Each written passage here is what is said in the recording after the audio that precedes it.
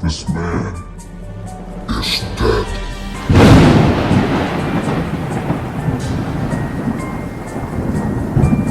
Before being dead, he did some amazing stuff.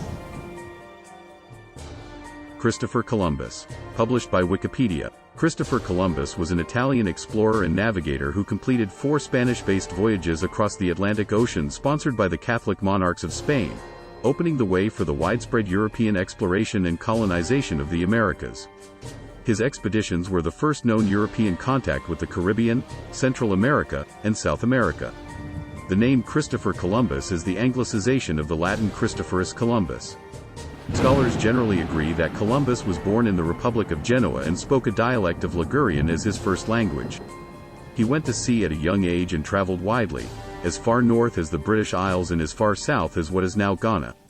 He married Portuguese noblewoman Filipa Moniz Perestrelo, who bore his son Diego, and was based in Lisbon for several years.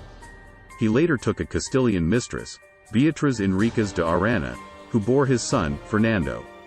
Largely self-educated, Columbus was widely read in geography, astronomy, and history. He developed a plan to seek a western sea passage to the East Indies, hoping to profit from the lucrative spice trade. After the Granada War, and following Columbus's persistent lobbying in multiple kingdoms, the Catholic monarchs Queen Isabella I and King Ferdinand II agreed to sponsor a journey west. Columbus left Castile in August 1492 with 3 ships and made landfall in the Americas on the 12th of October, ending the period of human habitation in the Americas now referred to as the pre-Columbian era. His landing place was an island in the Bahamas, known by its native inhabitants as Guanahani.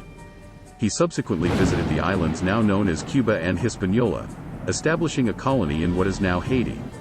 Columbus returned to Castile in early 1493, bringing a number of captured natives with him. Word of his voyage soon spread throughout Europe. Columbus made 3 further voyages to the Americas, exploring the Lesser Antilles in 1493, Trinidad and the northern coast of South America in 1498, and the eastern coast of Central America in 1502. Many of the names he gave to geographical features, particularly islands, are still in use. He also gave the name Indios to the indigenous peoples he encountered. The extent to which he was aware that the Americas were a wholly separate landmass is uncertain.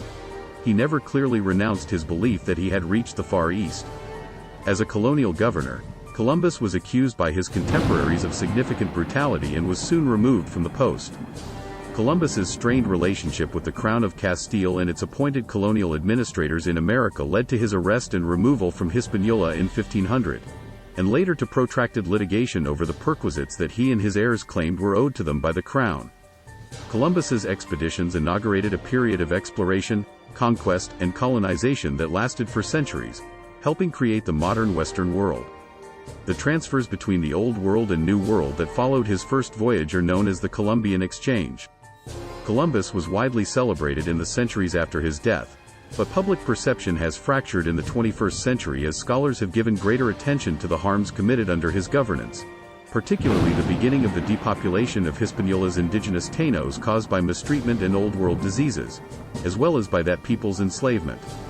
Proponents of the Black Legend theory of historiography claim that Columbus has been unfairly maligned as part of a wider anti-Catholic sentiment. Many places in the Western Hemisphere bear his name, including the country of Colombia, the District of Columbia, and British Columbia.